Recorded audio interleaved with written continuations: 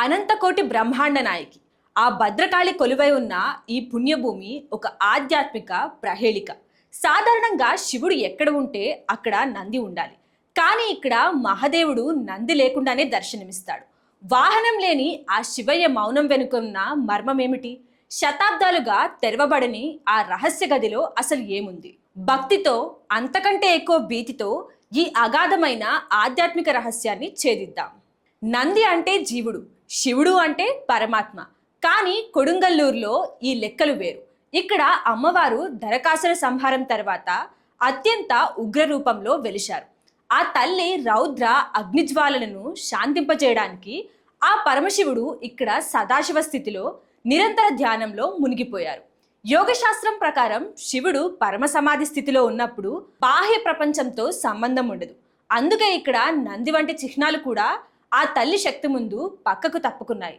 శివశక్తుల మధ్య ఏ అడ్డంకి ఉండకూడదనే నంది లేని నిరాకార తత్వాన్ని ఇక్కడ ప్రతిష్ఠించారు. ఈ ఆలయ గుండెకాయ వంటిది, రహస్య అనే అభేద్యమైన గది. అది అనంత శక్తి నిక్షిప్తమైన ఒక వజ్రపేటిక. పరశురాముడు ప్రతిష్ఠించిన అపూర్వ యంత్రాలు, అదృశ్య శివలింగం ఇక్కడ ఉన్నాయని తాంత్రిక గ్రంథాలు చెబుతున్నాయి. అక్కడ శబ్దం నిశ్శబ్దం అవుతుంది, కాలం స్తంభించిపోతుంది. ఆ గదిలో ఉన్నది మట్టి విగ్రహం కాదు, అది ఒక సజీవ శక్తి వలయం. అందుకే ఇప్పటికీ ఆ గదిని కేవలం తాంత్రిక విధుల్లో తప్ప మరెప్పుడూ తెరవరు.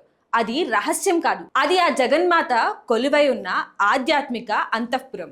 ఒకనాడు ఉగ్రత్వంతో ఊగిపోతున్న ఈ క్షేత్రానికి సాక్షాత్తు జగద్గురు ఆదిశంకరాచార్యులు విచ్చేశారు.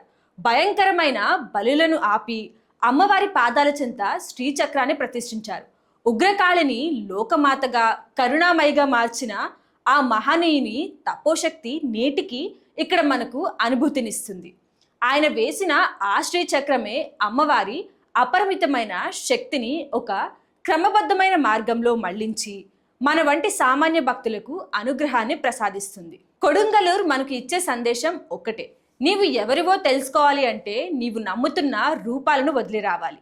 నందిలేని శివుడు, తెరవబడని రహస్య గది, ఇవన్నీ నీ అంతరాత్మలోని సత్యాన్ని వెతకమని చెబుతున్నాయి. ఆ తల్లిని దర్శించినప్పుడు కలిగే ఆ కంపనం, ఆ నిశ్శబ్దం, అదే అసలైన కైవల్యం.